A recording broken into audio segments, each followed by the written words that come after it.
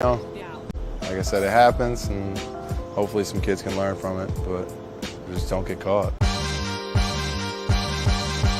I'm down to dunk. And I'm down to dunk. I'm down to dunk. This is JDub, and I'm down to dunk. I'm Shea Gilgeous-Alexander, and I'm down to dunk.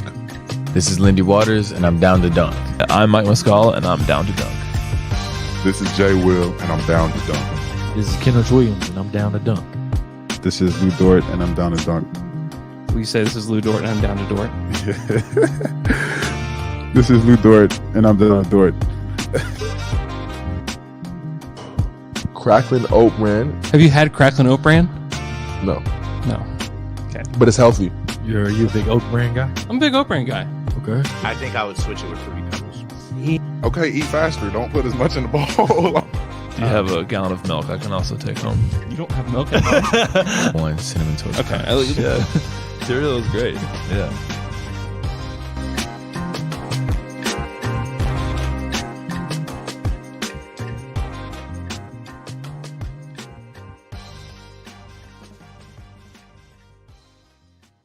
Welcome to Down to Dunk. I'm your host, Andrew Schlecht. We're part of the Athletic Podcast Network. With me, very rarely on a Tuesday, is my good friend Alex Speers. Alex, what's up? What's up, Andrew? Oh, what's up, man? So this game was insane last night. There's more than one reason why we're recording today, but I feel like it's fitting that we record today instead of tomorrow anyways, because that game was unbelievably fun. The game lived up to the hype. Chet versus Wemby in OKC.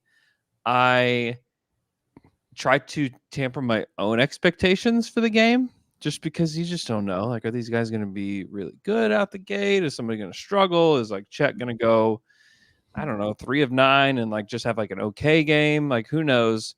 But no, they were both so good in the first half. It was one of the most fun basketball games I've been to in a long time. Oh, you were there. I didn't realize I was that. there. I was there. Goodness. Yeah. Oh, so you got to see the new jumbo screen? It's huge. The Jumbotron is massive, and you can see up underneath it too. So What's when up like there? the coach is looking for the replay, it's like a screen up Oh, underneath. really? Yeah. I mean, it's Oh, very nice. cool. It's just gigantic compared to the last one. Yeah. And they even took the panels from it. I put this on Twitter, but they took the panels off of the old one and repurposed them. You know how they have like the panels on either side Yeah. that sit up there? Those are from the old Jumbotron. Oh, that's very nice. And And it's just, they look tiny. is it just playing the game, or are they just showing stats? That's just the stats Okay. up there on the sides. So I mean, it's cool. It looks great. They have new seats too, which a result of the new seats is that they don't have those seats right behind the scores table anymore for media. Oh, So it's pretty big bummer. where are you now? Up in 104. Okay. So, I mean, there's still ridiculous seats, but Yeah. they're not right on the court anymore. But you know, it's all good. It's all good. Yeah. But that game was so much fun. I just the environment, the play of those two was just unbelievable. Yeah, it's one of those games that makes you feel dumb for getting excited about summer league, because now, like, you see a game like that, you're like, man, this still isn't real. It's still not Yeah, real. it's still not the real, regular yeah. season, but this is so much more real than summer league. Like, I Yeah. feel so much more confident getting excited about both Mhm. players. Mhm. And seeing, like, it's just so funny to think back to summer league when, Wemby has that, kind of rough first game. And Yeah. people are, making their statements about, it might not happen right out of the gate. He might not be that good. It might take him some time. And meanwhile, he's like not playing with the best players on the Spurs. And then you see him in a setting like last night, and it's just like there were so many. I mean, both players were incredible. Chet was incredible in a way that actually made sense to me. Like the things he was doing, I would say, my favorite thing about Chet is that you got to see in real time him filling all of these gaps that the Thunder have been missing these last couple of years. Mm-hmm.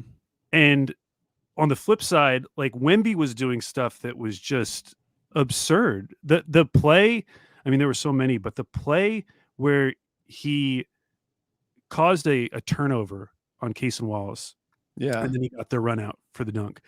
The amount of space he covered with his lunge from the 3-point line back into like the paint, essentially, to cause that steal.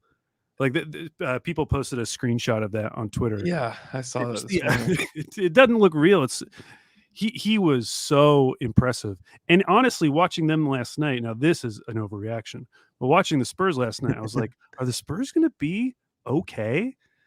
Like Doug McDermott looked really good. Chetty Osman looked really good. They just shot the ball so well.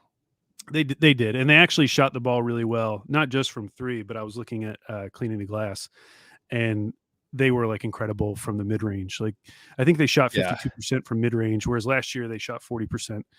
And so on the one hand, the Thunder their defense was not good, but they were, kind of luring them into a lot of mid range shots. It just happened that they were hitting a ton of them.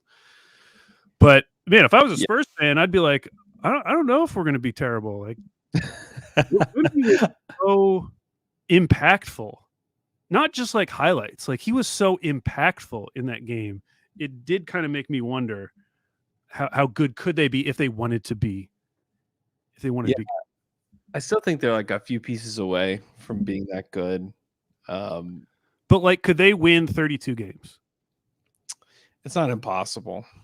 It's not impossible. I mean, they're still going to miss the play in, but like, they could be in the 30s and not the 20s. I think that's totally on the table for them.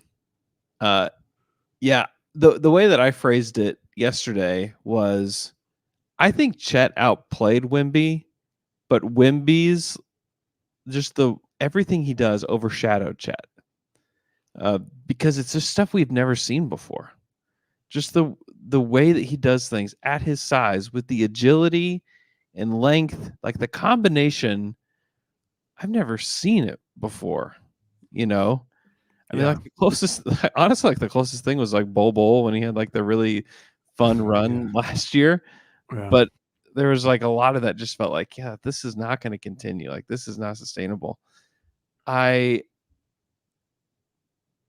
don't know, man. Wemby is just something else. Whereas like with Chet, like we've seen guys like him before. Like he's not unlike Anthony Davis, like a modern version of like what Anthony Davis is, like as a defender and offensive player.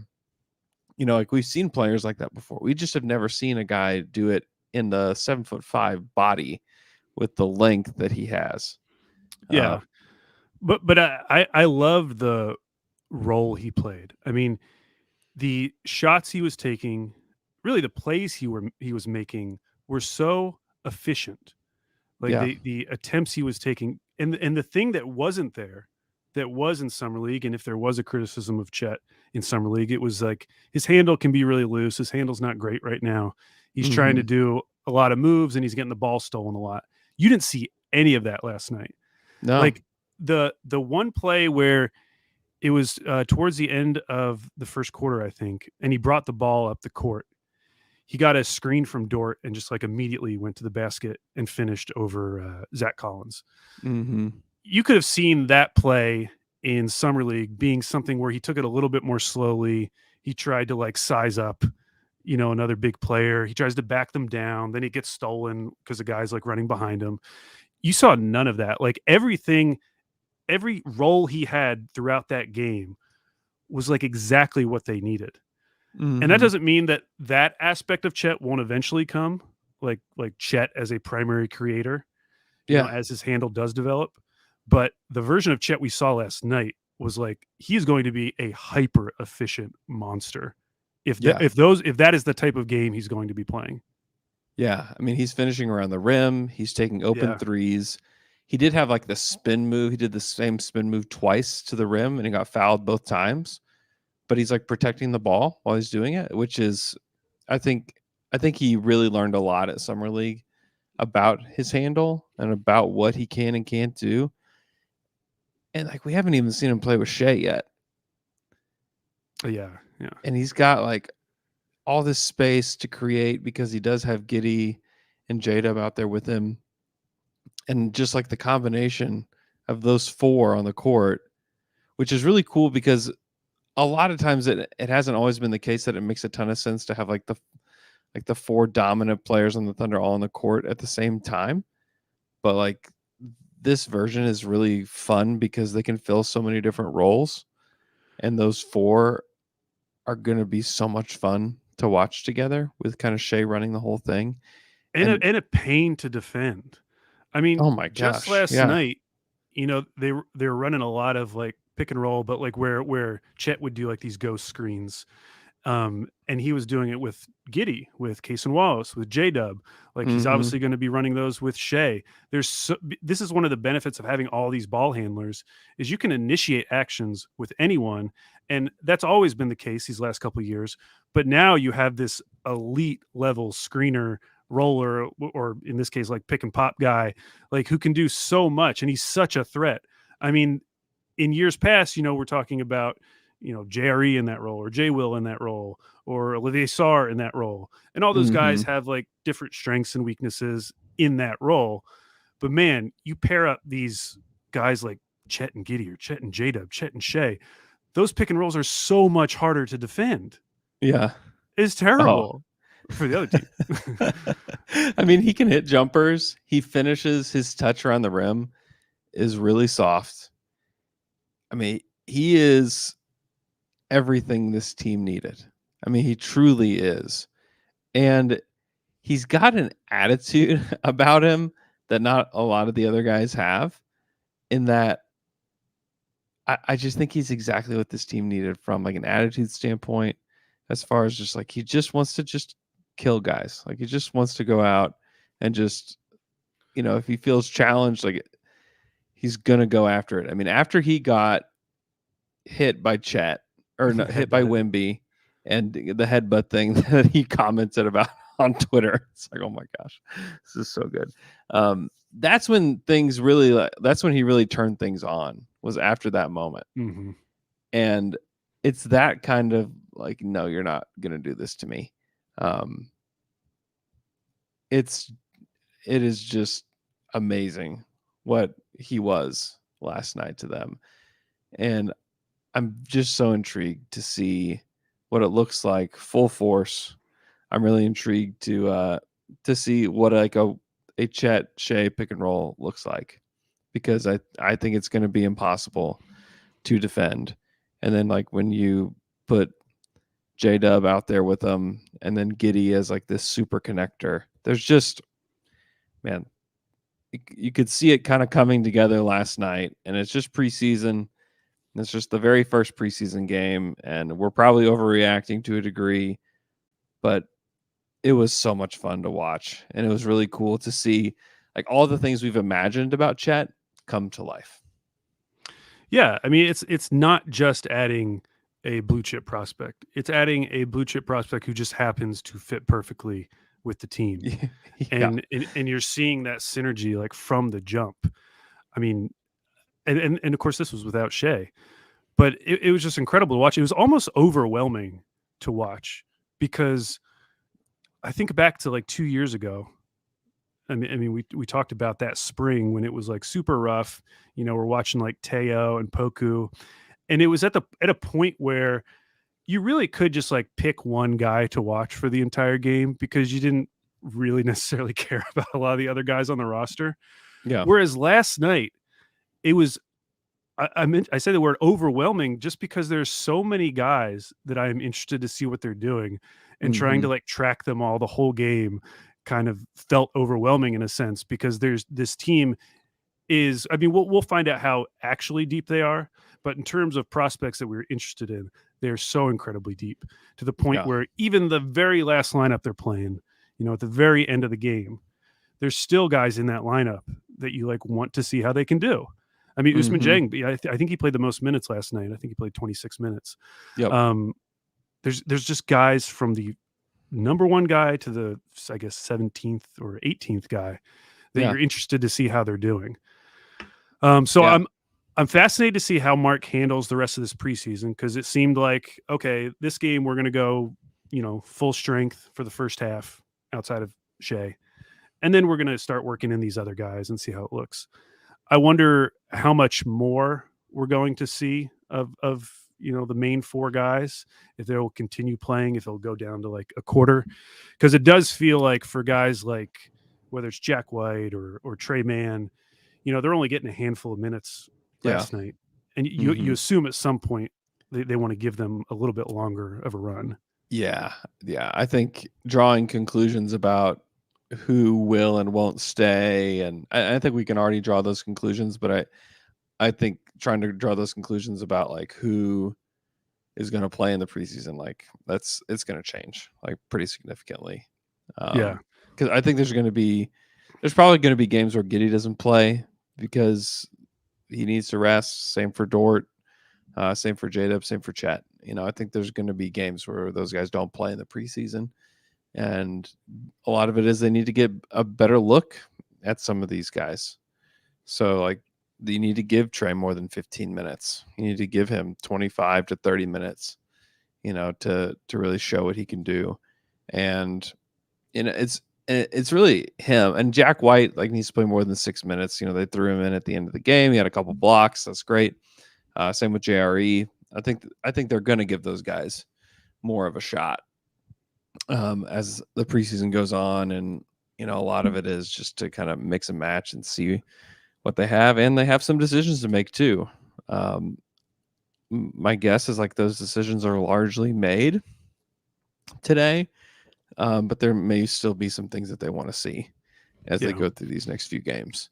But yeah, let's keep talking about this game. Like what else stood out to you? I was really shocked to hear about Case and Wallace starting whenever Mark told us pregame. Your thoughts on he played 25 minutes? What are your thoughts on the way he played? Honestly, I didn't have a ton of thoughts on Case and Wallace. He didn't necessarily jump out to me one way or the other. I mean, it was great experience for him. You see some of the defensive flashes with him, certainly. Yeah. He was a blocked a jump shot in that game. He did block a jump shot. It's so tough because, again, if this is 2 years ago, he's running the show probably, and it's going to look much different than it looked last night. Like the role he is being asked to play right now is so much smaller than what he did at Kentucky. Like he has a much smaller role. However, we still did see those instances where, he's doing like a pick and roll with Chet. So he's still able to do those things, but it doesn't seem like, they're necessarily thrusting him into a primary creator role, even when he's coming off the bench. They're looking for something else from him.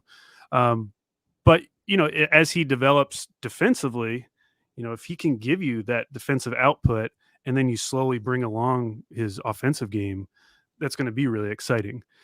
The thing that stuck out to me was Josh Giddey, who I think just had a solid game, but looking at that starting lineup and starting to realize most nights Giddey is going to have the fourth best defender on him in those starting lineups, because teams are obviously going to be worried about SGA, number one, but then Chet and JDub are terrifying. Like you have to look out for them.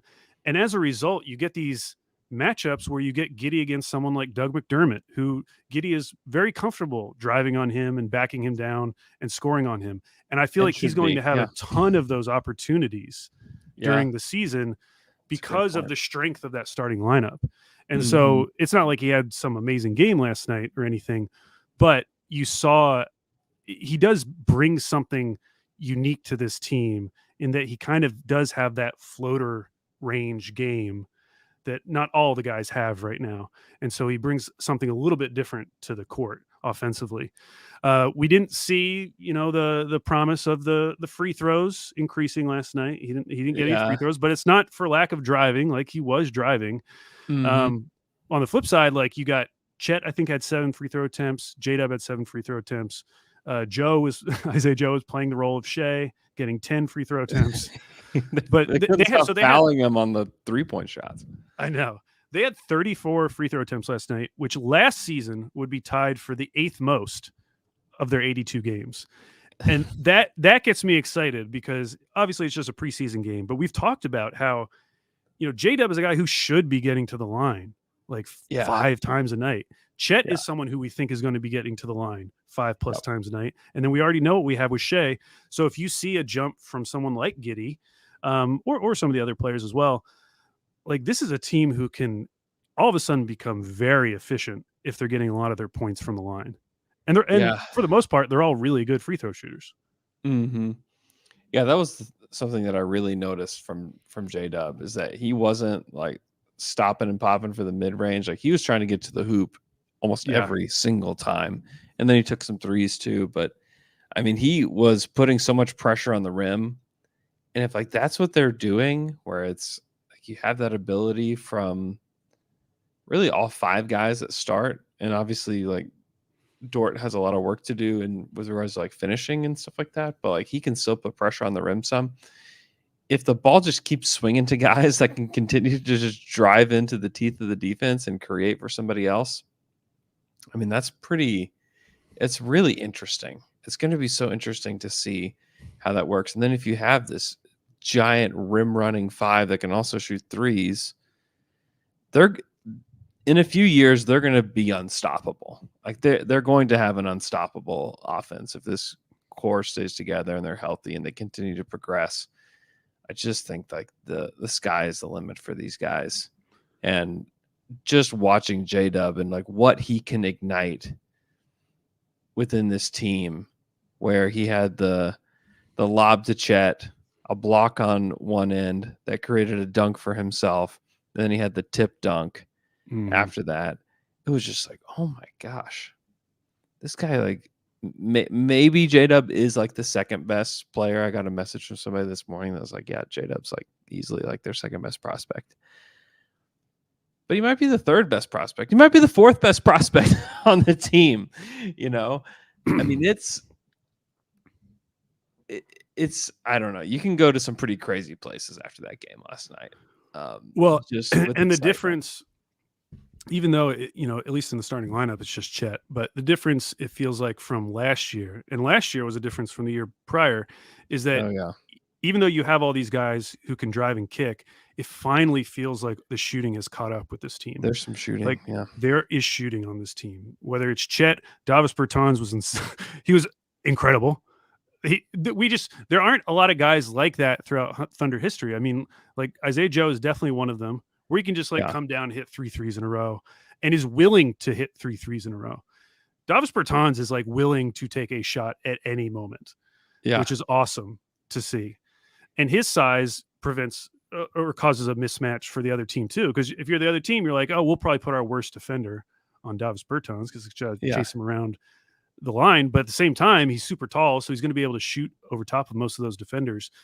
I mean, if he gets chances to play with those top 4 guys, like he's going to get wide open shots. Wide open. Yeah.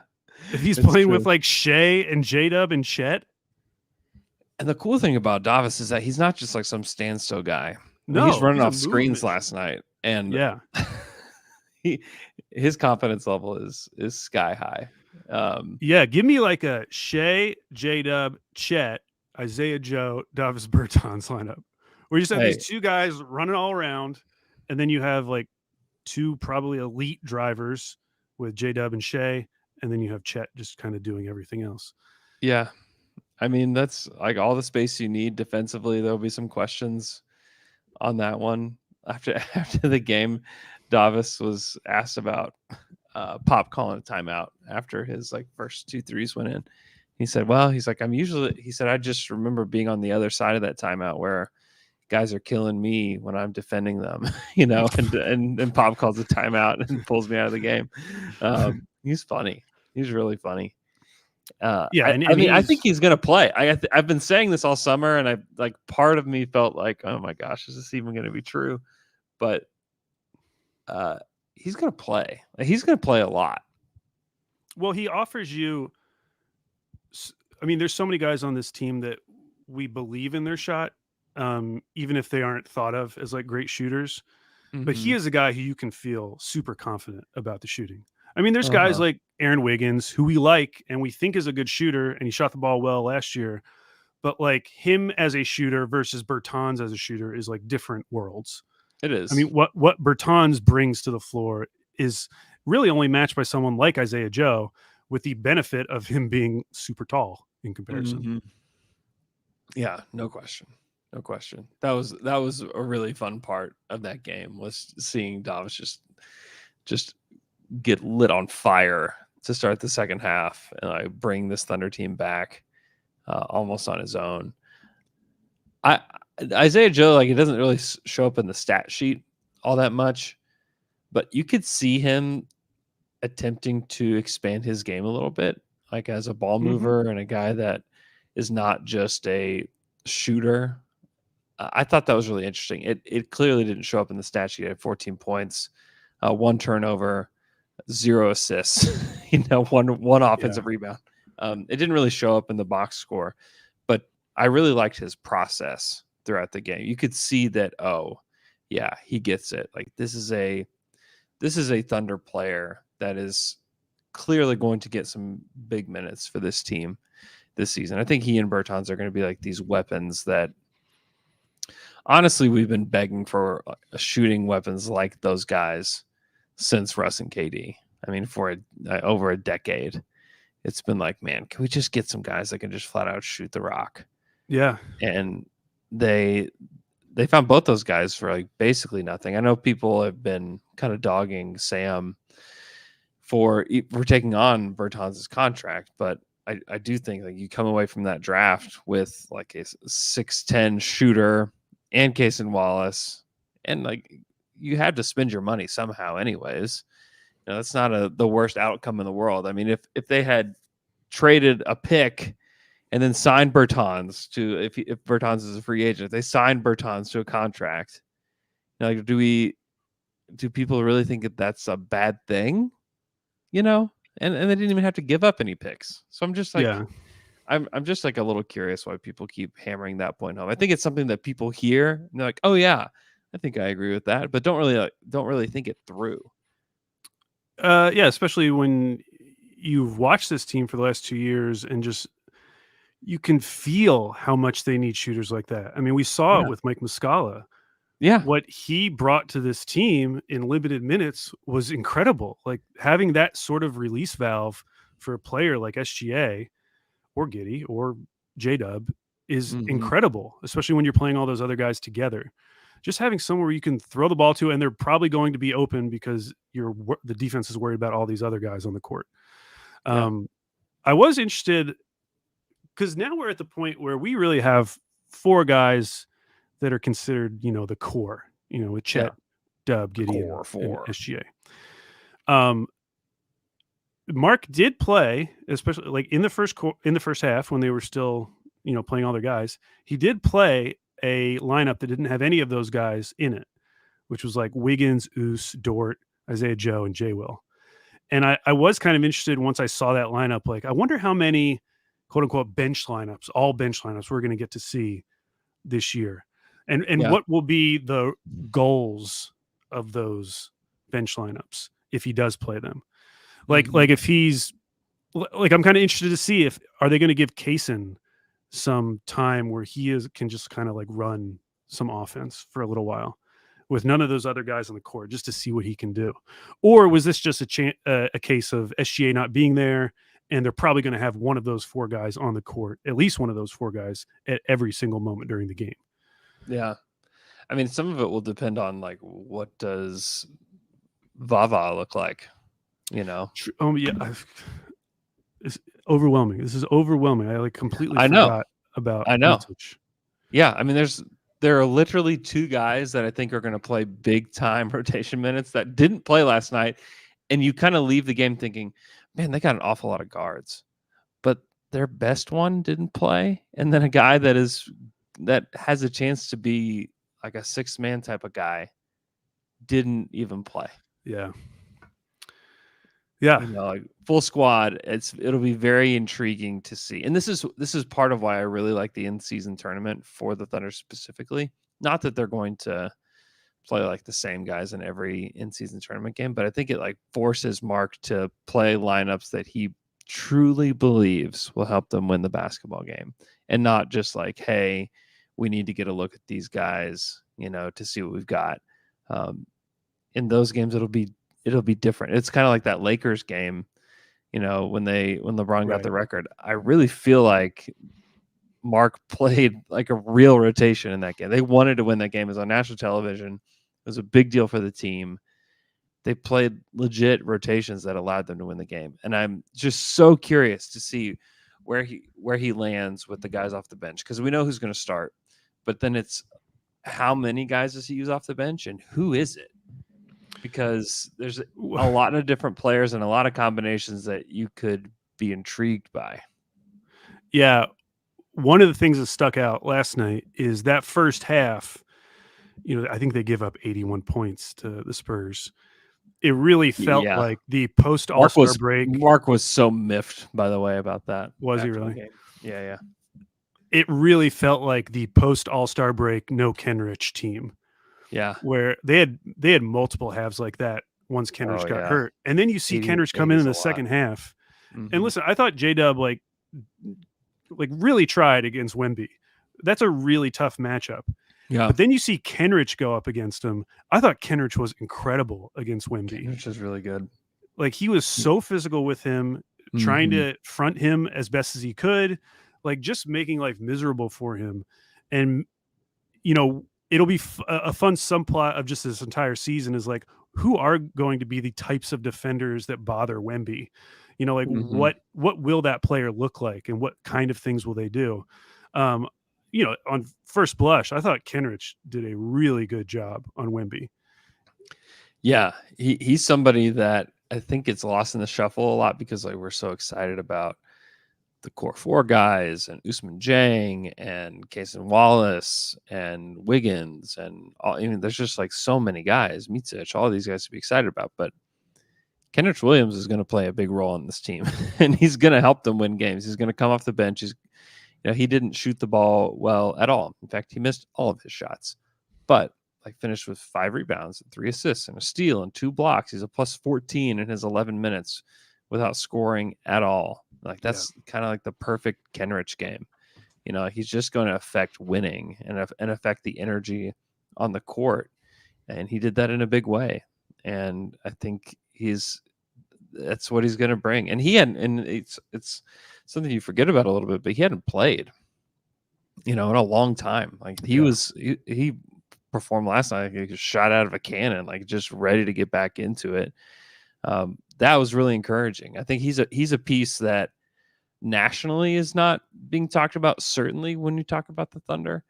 But if the Thunder are going to win a lot of games, Kenrich is going to be a piece of that puzzle. There's just no doubt about that.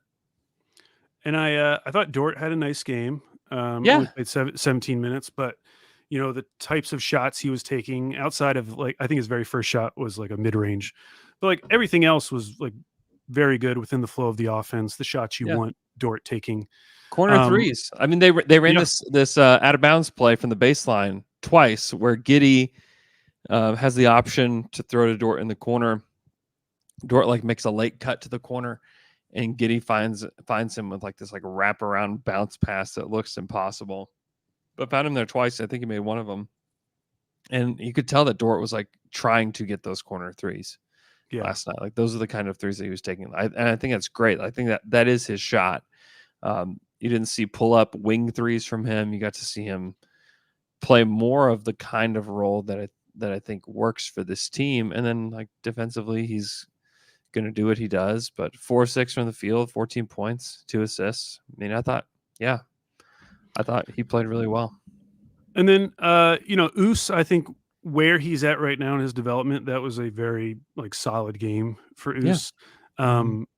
He didn't blow me away like he did in some of those summer league games, but he also, and this is something I felt last year, which is you can get away with Us developmental minutes because he's not going to kill you. There have been rookies in the past I mean, we talked about when Poku first came in, where it's like, Mhm. you want those developmental minutes, but at the same time, he's going to kill you. Now, it didn't matter back then, but Yeah. you just knew that it was going to kill you. Whereas with Oos, it feels like he can hold his own enough where you can play him decent amount of minutes and you're not going to really pay a price for it, even though he still has a lot of development to do. One thing I Mhm. did notice though, and I would need to go back and watch the game in more depth to see if this was consistent, but I do feel like when he's defending, he doesn't use his arms a ton, like to contest shots. He did that specifically with Wemby on And the is that, 3. yeah, is that, I don't know if that's what they've told him to do because they don't want him to foul. It's He just for someone clearly that, wasn't wanting to foul Wemby on that shot. I mean, that was yeah. a clear motivator for him there. I don't think that it's consistent across the board though with the way he defends, but I know exactly the shot you're talking about. But there was another one where he he was defending Chetty Osman and he like fought around his screen and he was like right on his hip, but he like never raised his hands at any Yeah. moment to try to like alter the shot, and he ended up fouling him anyways with his Yeah. hip. But yeah, just for someone who grew an inch, he's 6'10", 6'11" now, Mhm. like he should be a big deterrent because of his length. Yeah. And I don't feel like he always uses his length in that way. Yeah. Even though in general he has been like a very solid defender overall. Yeah. I'm that's something to monitor for sure with him. You just also there were just times where you just didn't feel him in the game all that much. Yeah, definitely. Which has definitely been a thing for Oos. But yeah, he rebounded well. He made some good passes. He looked fine. He looked like he still has a ways to go though. Like Definitely. we watched me think, yeah, he's not going to step in and like start right away, like be like a guy that's going to like, beat down the door to be a starter, for this team. I think that he's going to take some time, and and that's okay. Like, that to me, that's like to be expected with a guy like Oos, who was very far away when they decided to draft him. And so but if he can play a role like that off the bench where he comes in and can get some good experience, play defense, rebound, make passes, he's going to get open shots. If he gets a chance to play with Shea and Chet, I mean, he's just going to get open shots, and he's got to knock them down. But I think he's going to be a good enough shooter, and I think he's going to be a good enough defender. To me, it's just about how engaged can you get him in the game physically. I think that's going to be like kind of where his ceiling lies a little bit, because he's never going to be like a crazy physical player like Kenrich or PJ Tucker or somebody like that. That's just not going to happen. But can you get him to a level that is a little bit more physical than he is now? Yeah. And maybe that just, I mean, obviously some of that is mentality, but maybe some of that will be helped as he just adds on more strength, like as he adds on muscle and Yeah. kind of his frame fills out. Some of those plays where it does kind of feel like he's being bullied down low, they'll just kind of evaporate, even if he hasn't gotten super physical on his own. Yeah. I was going to mention, the other thing that jumped out was just like how fast that game was, which isn't really a surprise. I mean, I was looking it up. The Thunder were third in pace last year, and the Spurs were second. So it makes sense that those two teams would take a ton of shots and have a super quick game. But those 98 shots that they took last season, that would rank tied for 15th most last season. And you saw it on like every play. Like anytime they got a rebound, they were running. And Yeah. I think that is great because you can see not just in like real transition plays, but even in like pseudo transition, how helpful or how terrifying Chet is in those moments, whether it's as a trailer, like being a trail big and being able to shoot that three, or trailing and then being able to attack the rim. He had a few plays like that as well. And so as much as they can get in transition or semi-transition, I think this team is going to be really good. And then we'll see what they look like in half court, which I think that'll probably improve over the course of the season. Yeah, it's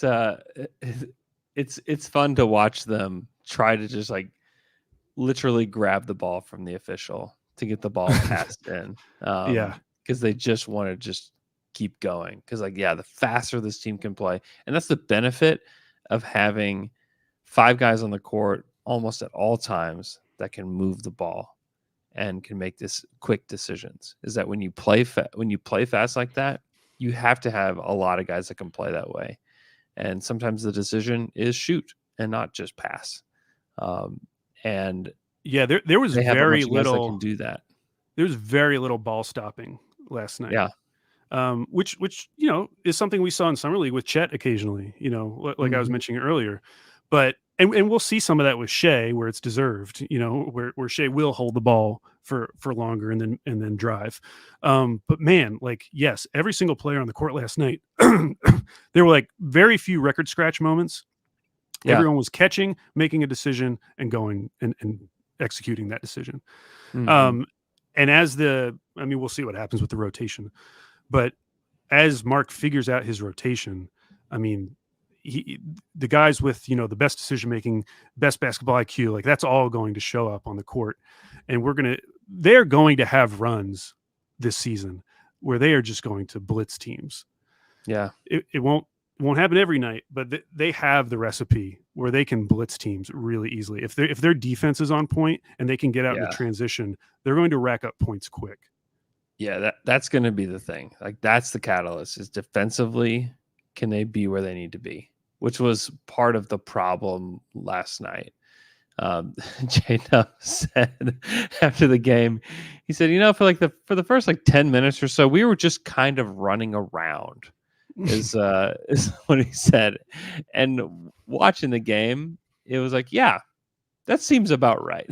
That seems about what you guys were doing for the first 10 minutes of the game, was just kind of running around, and then they locked in toward the end of the second quarter, and then third quarter they were really good, but by then it was just a completely different group. But that initial group has to lock down a little bit more than they did. And they have the personnel to do it. It's not a personnel issue. It's just to me, a little bit of an engagement issue. But it's preseason. They're excited to play against somebody that's not themselves, and it's just very, very exciting to watch. Okay, we're gonna take a quick break before we go to that break. A few things to address. Number one, we are 113 people subscribing to the Down to Dunk YouTube page away from the release of the How Oklahoma Are You video from Shea Gilgeous-Alexander. So if you want to see that video, get somebody to subscribe. Go grab all your coworkers' phones and just hit subscribe on all their phones. You just have to do what you got to do to make this happen. So we're getting very close to that. I have it ready. Again, I'm staring at it on my desktop right now. If you want to watch that video, I'll release it once we get to 5,000 subscribers on YouTube. We are holding a watch party at Bar K in downtown OKC on October 25th. That's the first Thunder game. So the first real Thunder game, the one where it actually matters toward the record. The turnovers count, the points count, the percentages count in that game. And you want to be there to watch that game with us, the Down to Dunk crew. You can get your DTD VIP pass. That includes a t-shirt, and you get to be in the VIP room with us to watch the game. It's going to be a very, very fun game. Be sure to go get those tickets. You can find the link in our bio for that. If you buy the shirt, that gets you the ticket. So buy the shirt, that gets you the VIP pass, and you'll be set on October 25th. And then Down to Dunk night is on November 14th against the San Antonio Spurs. Why would you not want to be there for Wemby versus Chet when it really matters, whenever we get to see them play the first and the second half? So be sure to get your tickets for that. There is limited spots for both the watch party and the for Down to Dunk night. So yeah, if you want to be in that VIP section for the watch party, spots are very limited. So be sure to get your ticket for that today. Get your shirt. And we will be right back after this quick break.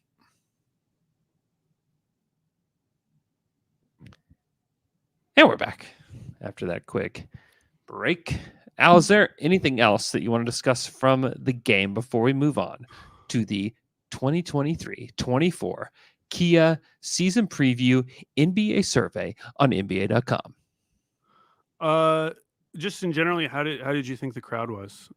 I was watching on mute, of course. The crowd was really good. The people that were there were really good. They were very engaged. They were loud.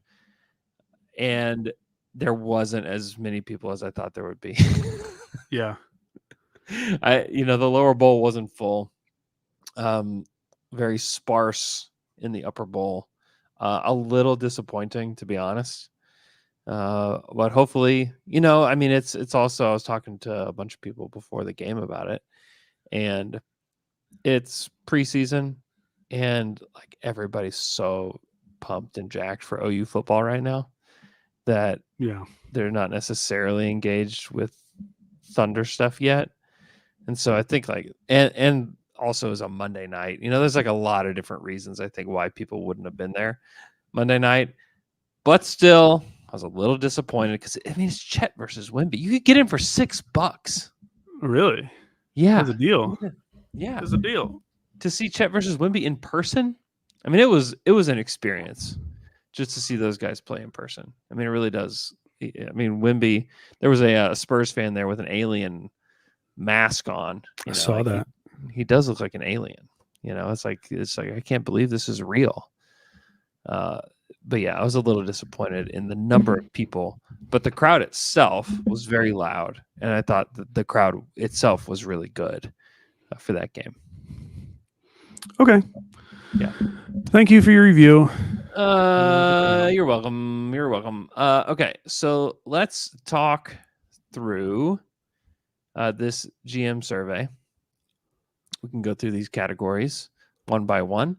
If there's a Thunder player mentioned, we'll talk about it. If not, we won't talk about it. There's 50 categories.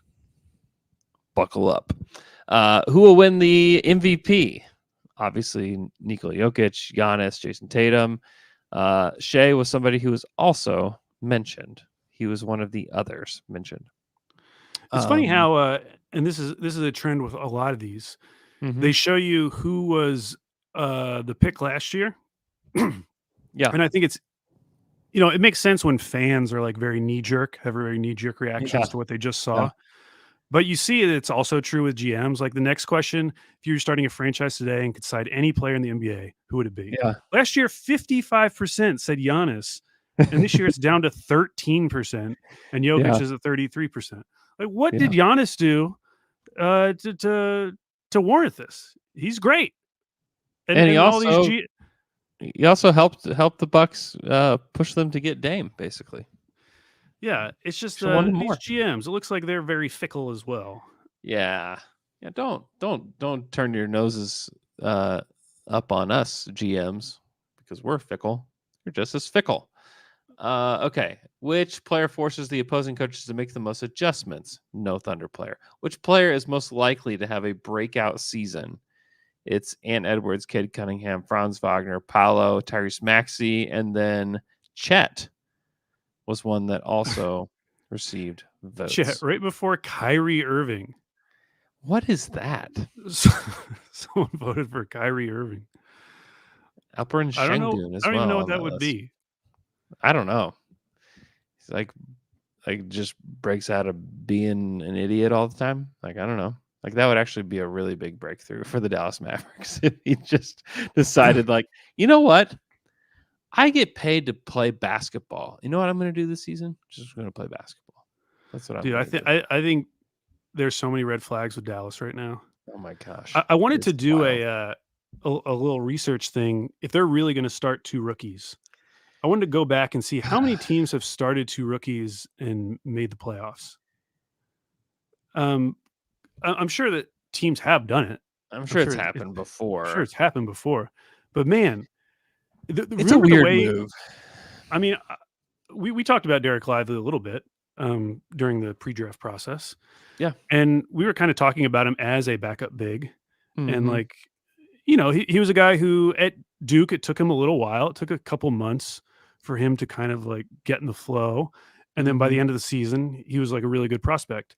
The idea that Dallas is potentially just like starting him and counting on him to be that whatever guy they think he is day one, man, that is a really big jump. Maybe he can do it, but that is a huge jump and huge risk. It feels like they're taking. It's a really bad idea. I just think it's a bad idea. Why would you put those guys in that position, especially when you have guys like Josh Green? At least Josh Green should start over Omax. Yeah, like definitely should. I mean, definitely should. And then they have other bigs that you could start there, or you don't have to start a guy that almost everybody believes is like a pretty raw prospect and is going to take some time. But it feels like there's just something weird about it. There's just something really weird about it. I don't know. Yeah, I agree. It is a red flag for sure. Who's the best point guard? Shea got the third most votes. He got 7% of the votes. Steph Curry got 63% of the votes. And who's the best shooting guard? Shea also received votes, 7% as well. Wow, for that add one. 'em up. So there you go. That's pretty cool. Let's see. No votes on best small forward, power forward, or center. Jokic got 93% of the votes for best center. Pretty interesting there. Let's see. Best off-season moves overall. The Thunder did receive a vote for that, which I think is pretty fascinating. They made some good moves, but I'm not sure that I would vote them as like best overall off-season. That's kind of interesting. Let's see. There's a lot of like player acquisition questions here. And here's the one, guys. Which team will be the most improved in 23-24? The Oklahoma City Thunder, the number one team. And who's number 2? The Houston Rockets. Which Houston better improve. Like they just have to improve from where they were last year. But yeah, for the Thunder to be the most improved, I mean, they already made a jump, and then if they made another jump, I mean, it would feel so similar to 2010. If they were able to make that next leap, if they could actually get into the playoffs. Yeah, that would actually be very hard for them to be most improved if you're just going purely by wins. Yeah, because even getting to 50 wins is a 10-game improvement. Houston is, I mean, if they're decent, they're going to be able to win more than 10 games than they won last year. Mm-hmm. Who will win Rookie of the Year? Victor Wembanyama got half the votes. Scoot Henderson 27%. Chet with 20% of the votes. No votes for Micic or Casey Wallace. Which rookie will be the best player in 5 years? Victor Wembanyama got 90% of the votes there. And then with Scoot, Chet, Amen Thompson, all getting votes. 5 years ago, what? How is that possible? What? 5 years ago, DeAndre Ayton and Jaren Jackson Jr. How is it not Luka? Yeah, I mean, people were not. I mean, remember Luka wasn't even picked. I know, but he was like Jaren Jackson Jr. though. I mean, dude, I feel like he was like a smart guy draft pick. Yeah. This is the smart GMs back then. Wow, look how smart they are. Okay, idiots. Okay, which rookie was the biggest steal? Cam Whitmore was selected 20th, 43% of the vote. Keontae George at 16th, 10%. No Thunder players are believed to be steals. Imani Bates got a vote. That's cool. Sar Thompson at 5 got a vote. Wow. That's really interesting. Jalen Duren and Tari Eason last year were the two biggest steals. Which that looks pretty good, I think. Best international player. No votes for Shea there. Jokic, Luka, Giannis, Embiid. Who's the best international player not in the NBA? Mirotic is at the top of this one. That's interesting. Who's the best player? I think Victor Wembanyama won that one last year, but I'm pretty sure Mirotic was also on that list last season for best international player not in the NBA. Let's see. Dort got a vote for who's the best defensive player in the NBA. The winner was Giannis, then Drew Holiday, then Draymond, Marcus Smart, Triple J. Let's see. Who's the best perimeter defender? Lou Dort got votes, but Drew Holiday was the one. Feel free to stop me at any time if any of this is very interesting to you or not, or if I could just continue to read this list to the listeners. I mean, you don't have to read it. Coach Dagnall got a bunch of individual votes. Yeah. In the coaching for like best manager, motivator of people, best in-game adjustments, best defensive schemes. He was in all of that. I think for Thunder fans, if you scroll down, like the most interesting outcome was which team has the most promising young core. Yeah. OKC was number one, which I don't think is that surprising, but they got 73% of the vote by a landslide, which I think is good. It's appropriate. It's good, but that's shocking to me that it was that high. Yeah. Like I would have thought Orlando would have more than 7% of the vote. The Cavs still have 10% of the vote, but 73%, that's a huge gap. I don't feel like that is the impression I get when people talk about best young cores on Twitter. Like it feels much more split when that is brought up among fans. Yeah. But yeah, I think that's true, that it does definitely feel a little bit more split, but I think that it's warranted. I mean, they have Shea, who made All NBA. You have the number 2 pick in Chet, who, I mean, last night, like we just spent like 35 minutes talking about him. And then you look at everybody else that they have on the team now. I mean, they just added a top 10 pick that we don't even talk about all that much. They have a ridiculous young core. I mean, this has the chance to be like one of the deepest young cores ever. Maybe they don't have like the star power of the Westbrook, Durant, Harden teams, but they have the chance to be like way deeper than those teams were with like very good talent. I agree. Like Cleveland is second. I guess that would just be Mobley and Garland. Are like those the ones, like the young guys that you consider there? Okoro? Yeah. No, I think that's mostly a Mobley pick. Yeah. And Garland to some extent, but yeah. That's very, very fascinating. Yeah, that to me is the big one for sure. But yeah, the other thing that was funny, so ESPN is doing their top 100 players, and they released 100 through 51 today, and it just always interests me how other people rank the other Thunder young players, like outside of Shea. Yeah, obviously you always know Shea is probably going to be top 15 regardless of the list. It's just a question of like how high is someone going to put him. But they had Giddey as the top of those three guys at 53, and then you have to go all the way down to like 72 or 73 for Chet, and then JDub was 95. And I mean, and they're making it for this year. I mean, that's the kind of premise. Like I might have that flipped, or I at least say that like I think you could justify putting that in the flipped order. Yeah, like having JDub at 53. I don't know, that just, I'm interested why Giddey of those three was seen as like the best of the non-Shea group. Yeah, maybe it's just like looking at stats. I mean, 16, 8, and 6 is pretty insane for a second-year player. Yeah. And he was their second best player almost the entire season last year. And so I think now what do you think about Walker Kessler ranked ahead of Chet? Does that get you miffed and peeved? Yeah, I mean, it's just dumb.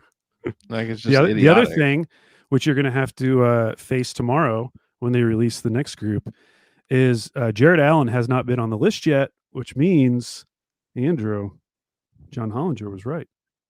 You think he's going to be higher than 50? He's not going to be out of the top 100. So, yeah, he'll be in the He might top have been 50. forgotten. Maybe they forgot about him. Maybe they forgot about him, but I bet he's in the top 50. I bet he's in this next group. That seems a little rich for me. I like Jared Allen. He's a good player. But when you consider like position of need, the skill set overall, I don't know. Oh, I mean, I was going back and forth with someone on Twitter.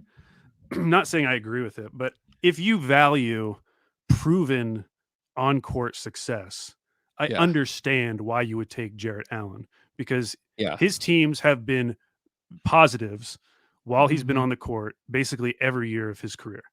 He's a very good starting center. And if you're just trying to win regular season games this year, I can see the case for it. If you're talking about literally any other scenario where you're going to have that player for longer than just this year, that's when I think like you would have to take someone like Chet or JDub. Like, it'd probably be Chet. I mean, definitely, or JDub, or JDub, like, or Giddey even, or Giddey. I mean, I'd take all three of them.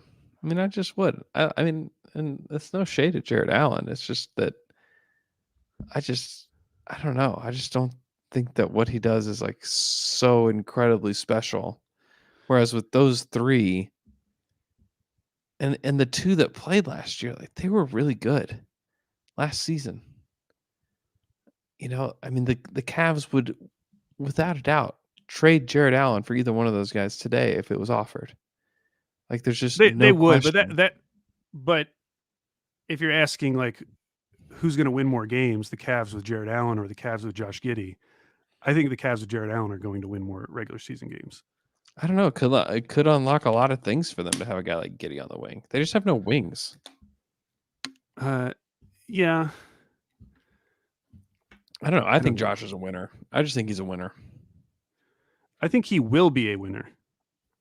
But like, I mean, the team was not good with him on the court last year. And I know that, and I'm not saying that as like I don't believe in Josh Giddey, but like he still has to prove it. Like Jared Allen's already proved it. Like his teams have been good when he's on the court every single year.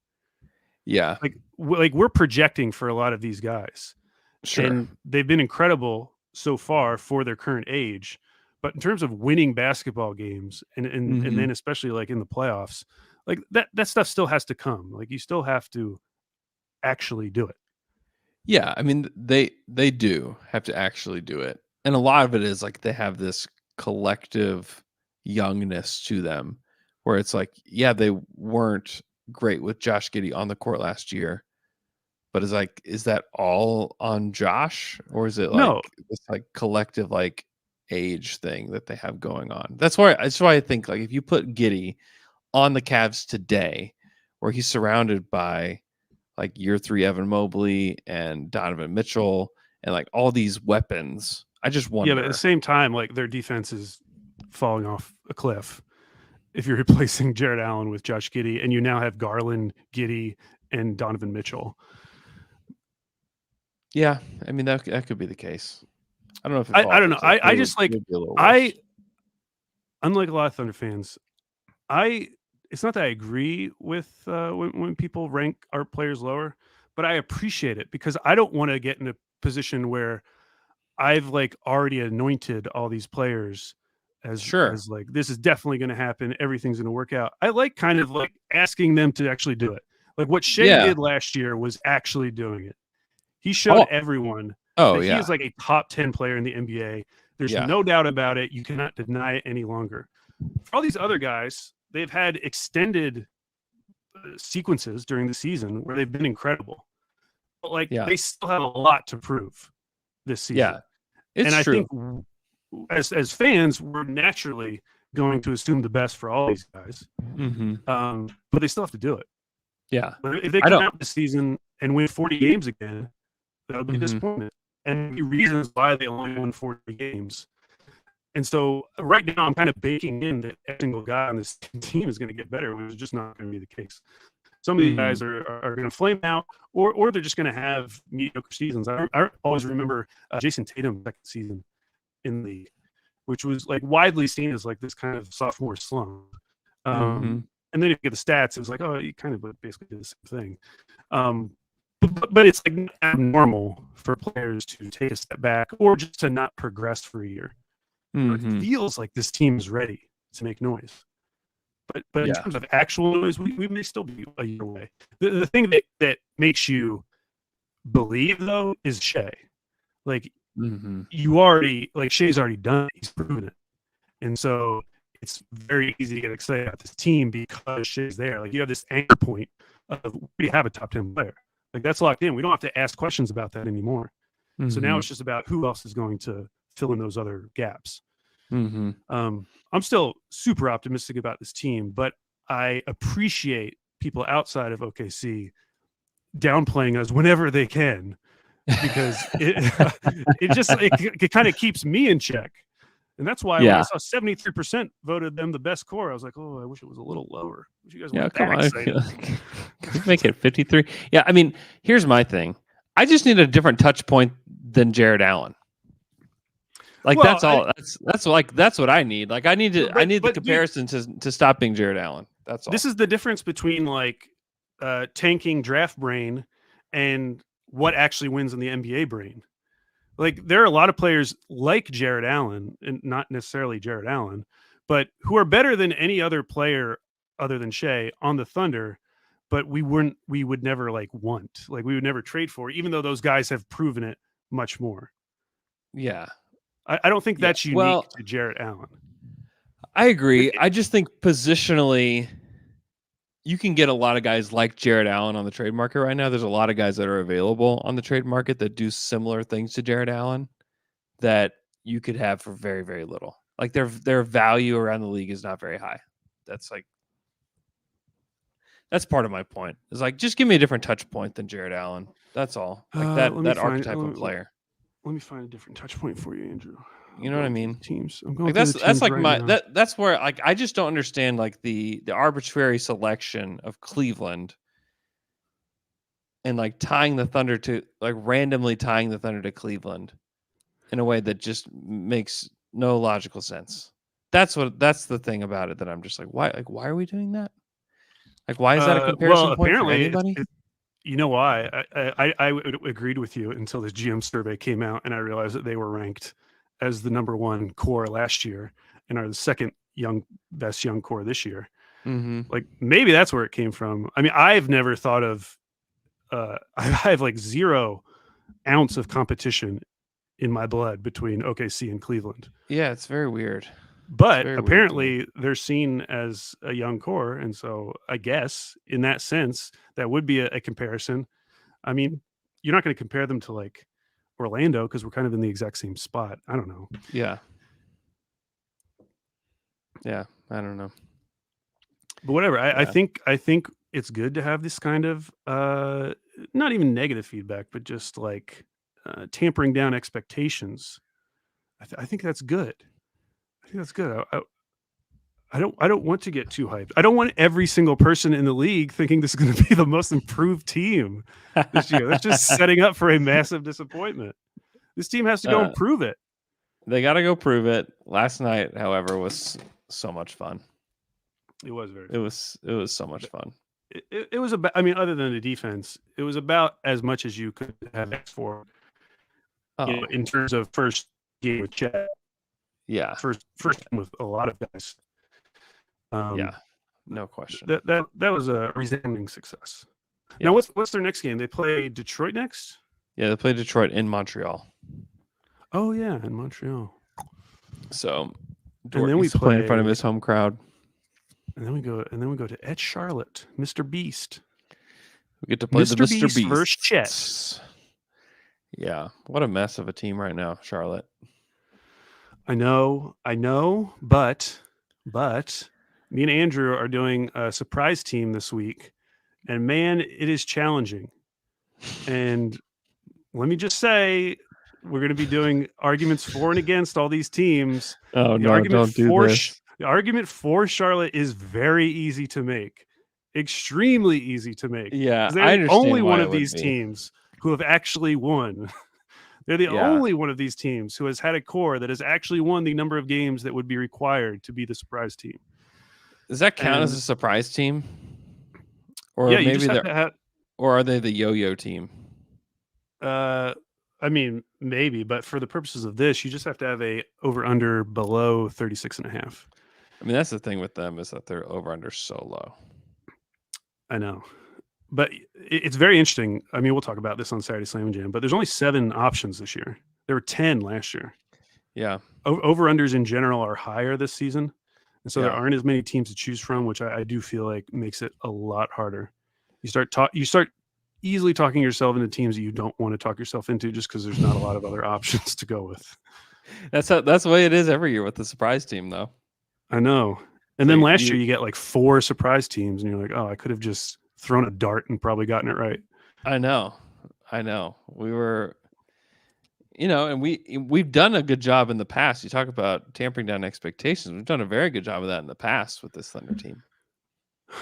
Oh, I feel like every year. This is the first year where maybe like our expectations and the sunniest view from a Thunder fan have finally like caught up to each other.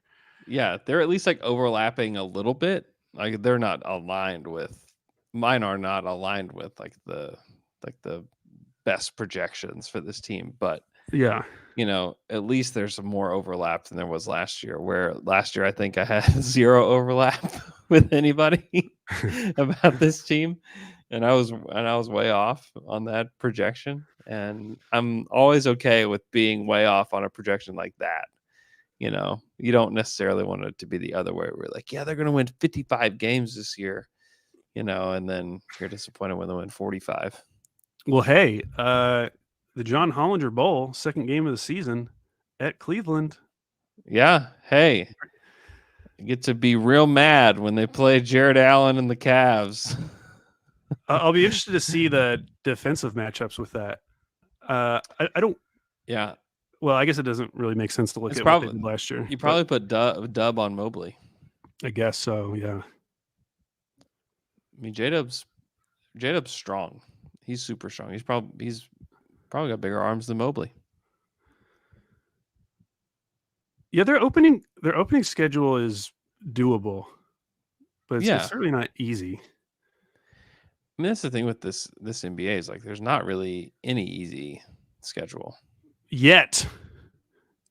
Well, I Yes. mean, in terms of easy games, gosh, I'm so ready for some of these teams to suck, Andrew. And I hope it's not the one I root for, but some of these teams aren't going to be good. Yeah, that's the thing about the beginning of the season. Some teams just don't know they're bad yet. And I'm takes a finding little it time. harder. I'm finding it harder this year than ever before. There's just so much propaganda on Twitter, and some of it is convincing. And so You're I talking don't about the know what to Rockets, do. or who are you talking about? Uh, Pistons? No, I watched the Pistons' first preseason game. Yeah.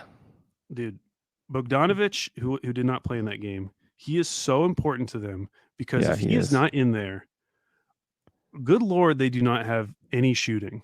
Just none. It's a problem. It is a legit problem. Like thinking of Isaiah Stewart as a shooter, he's not. He may shoot threes and he may make 35% of them, but he is not helping their spacing. I was going to say no one's going to guard him. Yeah, there just ain't no way.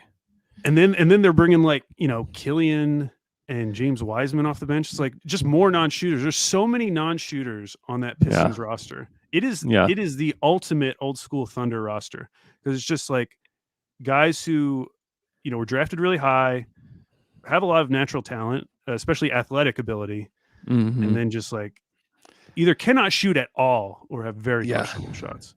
Yeah. No, I'm down on Detroit. I'm still down on Detroit. Yeah. There's a growing number of people that believe that Troy is just doing a really bad job. It's crazy to say this, but I actually do think Houston at this point is doing a better job than the Pistons now, Yeah, because that's really sad. their roster makes more sense to me with the additions they made Yeah. than anything the Pistons feel like what it should have felt like last year. Like it just Mhm. feels like they still have so much to figure out, and they have a ton of young assets, ton of young players who I like. It's not even like I dislike any of these guys. Yeah, yeah, Um, definitely. but I think they are so far away. Yeah, I think so too. Yeah. It's gonna be interesting. Also, what makes them further away is that there's so many good teams. And like Yeah, there are. you're further away than you have been ever if you're not good. So you just have to do something drastic like the Rockets did to like pull yourself up to even like sniff mediocrity at this point. Yeah, it is wild because if they hadn't made those moves, and who knows if those moves will even work out, but Yeah, if they hadn't made those moves, like they would be a gutter team again. Like, Yeah. like we'd be talking about like 20-22 wins again. Yeah. Mm-hmm. And just kind of hoping that their guys break out. At least now it Mhm. feels like you have some kind of floor because you have some real NBA players that you can trust a little bit. Yeah. But I still don't know where I'm going to put Houston. Yeah. I still don't think they're going to be very good. Okay. Thanks so much for listening to our podcast. Be sure again to go subscribe to our YouTube channel. We've gained some subscribers during this broadcast. We need 108 subscribers to the YouTube channel. So we're getting closer and closer. So let's try to get there before the Friday pod, so that we can talk about the little how Oklahoma are you quiz from Shea Gilgeous-Alexander. Be sure to get your tickets for Down to Dunk night. We are going to meet downtown at Spark beforehand and get some food and then walk over to the game. So we'll meet there around 5:00 and then walk over to the game. After that, the game does start at 6:30. So I'd like for everyone to be able to be at the game by 6, so you can feel like you're in your seat with enough time. Alex is going to be there. Special guest. there. Al Baby Cakes at Okay. Down to Dunk night. It's going to be great. And then for our watch party on October 25th, the first game of the season, you don't want to miss it. It's going to be so much fun at Bar K. Be sure to get your DTD VIP ticket, and you get your shirt, and you get to come hang out with us at Bar K. Talk about the game, talk about the players, talk about cereal, talk about whatever you want with us on October 25th. Hope you guys are having a great day. We will talk to you guys again on Friday.